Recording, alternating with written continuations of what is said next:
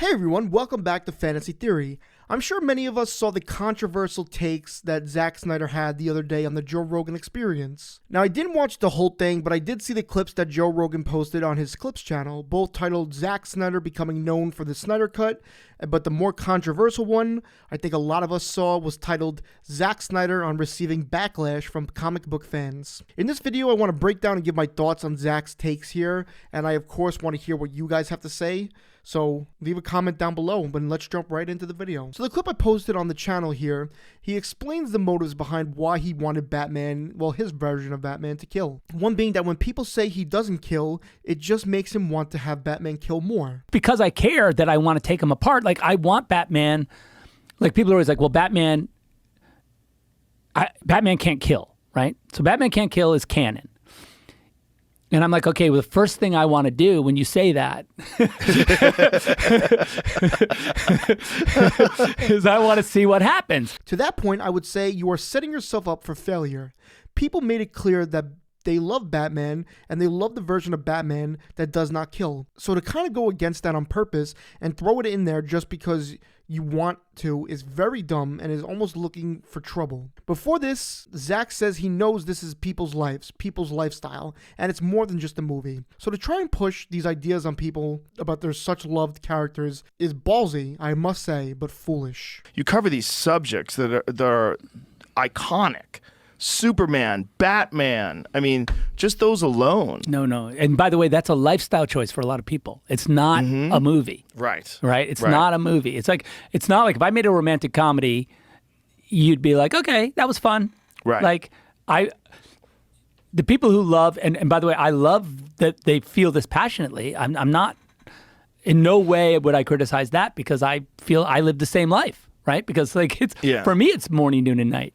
But so for those guys, it's not just a movie. And so you have to, on some level, you have to acknowledge that this is their religion, you know, and they feel strongly about it. And by the way, the truth is it's my religion too, you know. I feel it's important to show these clips to see his face, to see how he said it and everything, so you can kind of make of what you want from it instead of me talking and, you know, hearing it from me. I do like the idea of Batman killing, at least a version of him doing that. A dark and different Batman. And I'm sure there's comics that handle that Batman, you know, that he does kill, but it has to have the right reasons, I feel. He brings up a point I like. And they go like, well, don't put him in a situation where he has to kill someone. I'm like, well, that's just like, you're protecting your God in a weird way, right? You're making your God irrelevant if he can't be in that situation. He has to now deal with that. Yeah. You know, if he does do that, what does that mean?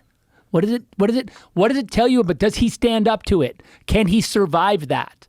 Right? As a God, as your God, can Batman survive that? I never thought that was canon, that Batman can't kill. But well, for a lot of people it is. Now, he says people will say, don't put him in that situation, and then says that is a weird way to protect your God. Now, God is used lightly here. To me, he's just referring to Batman as someone you idolize, someone you adore. But I get where he comes from. He wants to test where he could put Batman. But to what I say, put him into that position and make a way for him to get out of it, because he's Batman. He's insanely smart. And, well, he's Batman. Some comments I saw is you could put Batman into those situations and Batman will get out of it instead of resorting to killing. I think the no-kill rule for Batman is great for the character, but that's not to say you can't make a version of him that does kill. That seems ridiculous. Well, I mean, and, you know, there's this huge, like, so in Dark Knight Returns, there's a scene where, and I copied it kind of in Batman vs. Superman, where he grabs the M60, he busts through the wall, and he grabs the M60, and he's like, the guy's like, in the comic book, he's like got this kid, the mutant has this kid with a gun to his head, and he's like, I'll kill him, I swear I'll do it. And Batman says, I believe you. And he shoots him straight in the head, because it's like a no-win scenario. It's like Zack brings a great example of it working for Batman with that comic run. Now, personally, I didn't really know that there was many runs where Batman kills, but to me, it's always been Batman does not kill. That's just been his code. But I'm open to a version of Batman done right that does kill. And that's what the cool thing about Frank Miller. Frank Miller said, fuck it. I want to see who this guy, like if a guy, so you're saying to me that I've got a gun to this kid's head, you're Batman, there's no move, there's no trick, there's no throwing the batarang, there's no a dust ball to distract me. Like I've just got to pull the trigger and I kill this kid. So you're saying in that scenario, what's Batman supposed to do? Right? Right. Yeah, he's going to lay down his gun. What's he going to do? Like, it's the guy says to him, I'll do it. I swear it. I believe you is perfect. Yeah, I believe you. And I then, believe you. Yeah. This goes to the point I mentioned before where people say Batman would always find a way. There's no way to write it that there is no way Batman can get out of it without killing. Zack seems very knowledgeable on the subject. Some may agree and some may disagree with that, but to me it looks like he's really knowledgeable and has some history with these characters. But let me know. The rest of the clip, they talk about Superman and making Batman with powers and such, but by all means go check out the full podcast, which I'm sure has a lot of interesting stuff in it and more details about it. I personally didn't like the idea of Batman not killing. Adding depth to the character and a code that he follows is always interesting, especially when you can break down how many people he indirectly killed by not killing with his no-kill rule.